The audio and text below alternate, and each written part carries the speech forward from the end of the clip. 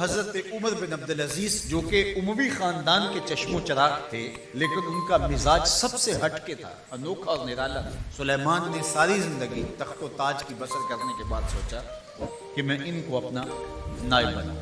تو خیر، جب ان کا انتقال ہوا تو لوگ دمشق کی جامع مسجد میں جمع ہوئے اور وصیت نامہ پڑھا گیا۔ حضرت عمر بن عبدالعزیز کھڑے ہوئے، فرمایا لوگوں، نہ تو میری منشا تھی کہ مجھے خلیفہ بنایا جائے اور نہ مجھے اس بات کا علم تھا، یہ میری منشا اور آپ لوگوں کی مشاورت کے بغیر کیا گیا، میں اس سے دستبردار ہوں، آپ جس کو چاہیں اپنا خلیفہ مقرر کریں۔ تو لوگوں نے کہا آپ ہی ہمارے امیر ہیں، آپ ہی ہمارے خلیفہ ہیں۔ تو آپ نے فرمایا کہ جب تک اللہ کی اطاعت کرتا رہوں تب تک تمہارا خلیفہ ہے۔ اور پھر آپ نے حکم نامہ جاری کیا کہ میری جتنی جائیداد ہے ساری بیت المال میں جمع کریں، اور جتنے بھی اموی شہزادے ان کی جائیدادیں جو لوگوں کے ضبط کی ہوئی تھی سب کو بھاگ سرکار ضبط کرنے کا حکم نامہ جاری۔ مسجد سے باہر نکلے تو آپ کے لیے شاہی سواری لائے گی، فرمایا میرا خچر کافی ہے میرے۔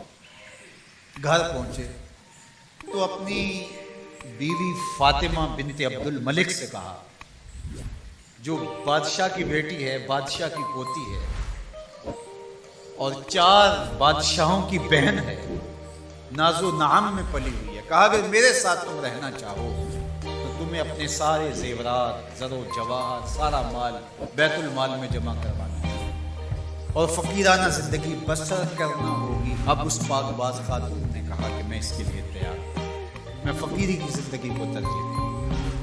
اب حضرت عمر رضی اللہ تعالیٰ عنہ نے صرف 2 سال 5 ماہ اور کچھ دن حکومت کی اور 3 بر اعظموں پر سلطنت اسلامیہ پھیلی ہوئی، اور آپ روتے تھے کہ ان لوگوں کا حق بھی میرے اوپر بلا مطالبہ ہے جو دنیا کے کسی بھی خطے کے اوپر اس سلطنت کی حدود میں بستے ہیں۔ عید کا موقع آیا، عیدگاہ میں جب لوگ ایک دوسرے کو مل رہے تھے تو امیر المومنین کے بیٹوں کے کپڑے خستہ تھے، پرانے تھے، پیوند لگے ہوئے۔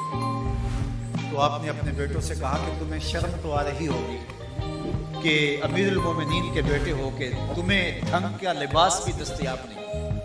تو آپ کا ایک بیٹا عبد الملک بن عمر بن عبدالعزیز جو آپ کی زندگی میں انتقال کر گیا تھا، اس نے کہا ہمیں اس بات پہ فخر ہے کہ ہمارے باپ نے خیانت نہیں کی ہے، ہمارا باپ دیانتدار۔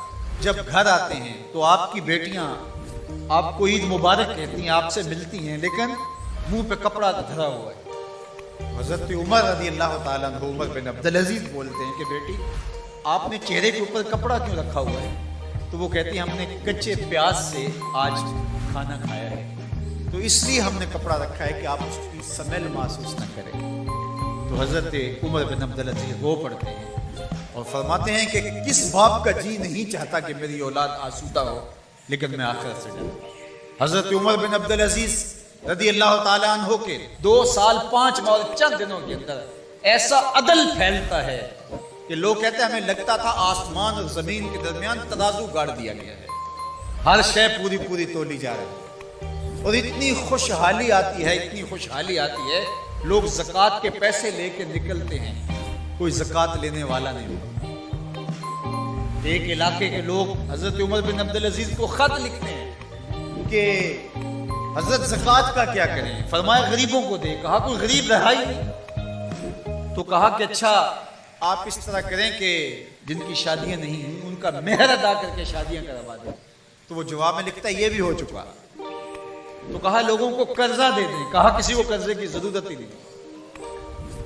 پھر فرماتے ہیں اچھا غیر مسلموں کو قرضہ دیں تاکہ وہ کھیتی باڑی کر کے زراعت کے کام کو بڑھائیں۔ یہ عمر بن عبدالعزیز کا عدل پھیلا، نور پھیلا، روشنی پھیلی، شہزادگی کی زندگی سے ایک دم اپنے آپ کو ایک چھوٹے سے کٹیا کے اندر محدود کر دیا۔ اللہ اکبر۔ حضرت عمر بن عبدالعزیز رضی اللہ تعالی عنہ مسلمانوں کے نامور خلیفہ ہے۔